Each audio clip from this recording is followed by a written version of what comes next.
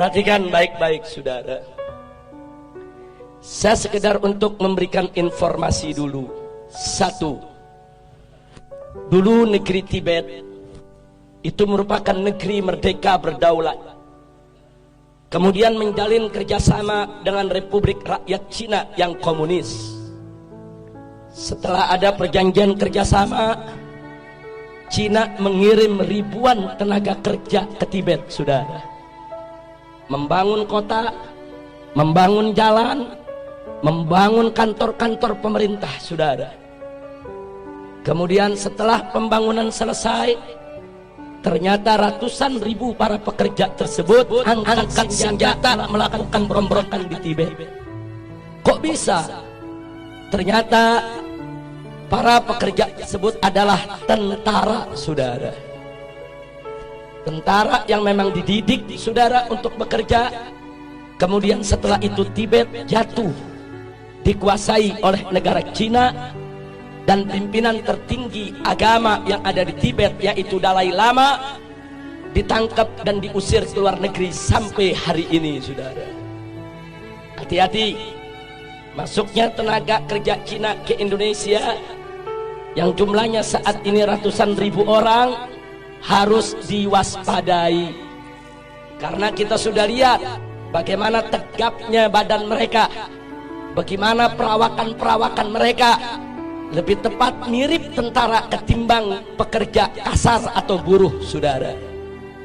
Yang kedua, saudara, di tengah Afrika ada satu negeri bernama Angola, dibantu habis-habisan oleh Republik Rakyat Cina, saudara.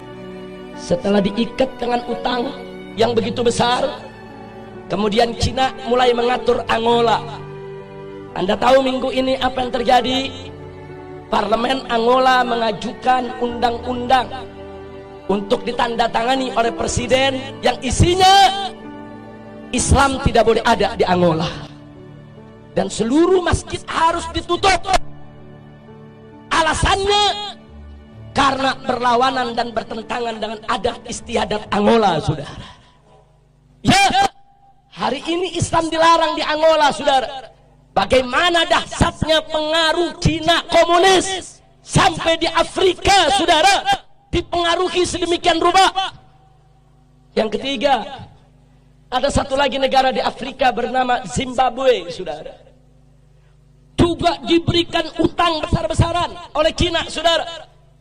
Setelah utangnya, saudara, membengkak, Zimbabwe tidak mampu untuk bayar utang, saudara. Lalu apa ditawarkan oleh Cina komunis? Dibebaskan dari utang, tidak perlu bayar utang. Tapi mulai saat itu Zimbabwe harus meninggalkan mata uangnya dan belanja sehari-hari dengan mata uang Cina, yaitu yuan, saudara. Saat ini di Zimbabwe, jual beli, sewa menyewa, transaksi semuanya menggunakan mata uang yuan milik Cina komunis, saudara. Kembali ke Indonesia, saudara. Saat ini kita dapat pinjaman utang ribuan triliun dari Cina, saudara. Saat ini kita berutang kepada negeri Cina ribuan triliun, yang 7 turunan kita ke depan belum tentu kita bisa bayar, saudara. Hati-hati dengan ribuan triliun kita hutang ke Cina. Saat ini Cina komunis mulai mengobok-obok kita punya negeri, saudara. Mari kita lihat satu, saudara, bagaimana mereka masukkan tenaga kerja. Ratusan ribu orang masuk ke Indonesia saat ini. Dan minggu yang lalu, saudara, Presiden Jokowi sudah menyatakan, mengingatkan kepada para pengusaha untuk tidak lagi bertransaksi dengan dolar ataupun rupiah, tapi bertransaksi dengan yuan, mata uang Cina, saudara. Ini bukan fitnah, ini keputusan presiden, saudara. Nggak sampai di situ, saudara. Sebulan yang lalu presiden juga mengeluarkan kepres bahwa orang asing termasuk Cina komunis diberikan hak milik untuk memiliki rumah, memiliki tempat tinggal, dan memiliki perkebunan di Indonesia, saudara. Ini nggak pernah terjadi. Orang asing diberikan hak milik. Ada apa gerangan yang terjadi, saudara? Masya Allah. Ada apa ini negeri? Saya ketemu seorang pejabat, Habib, kan enak kerjasama dengan Cina. kita dibangunin itu jalan kereta MRT, LRT. Saya katakan, Pak, itu bangun bukan gratis. Kita ngutang dan kita harus bayar dengan bunga. Satu. Kedua, kontraktor utamanya harus dari negeri Cina, bukan kontraktor utama pribumi kita. Yang ketiga, bahan-bahan bakunya juga harus diimpor dari Cina, termasuk reklamasi tiang-tiang pancangnya bukan kita buat sendiri, dari negeri Cina harus didatangkan, saudara. Dan gak sampai di situ, minimal 30% tenaga kerjanya juga harus dari Cina, saudara. Jadi apa yang kita dapat untung dari proyek-proyek tadi?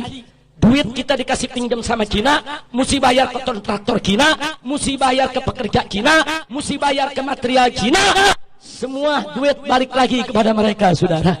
Jangan mau dibohongin, jangan mau dibodohi, jangan mau dikadalin. Ini negara harus kita selamatkan. Gak boleh saja oleh asing dan asing. Betul?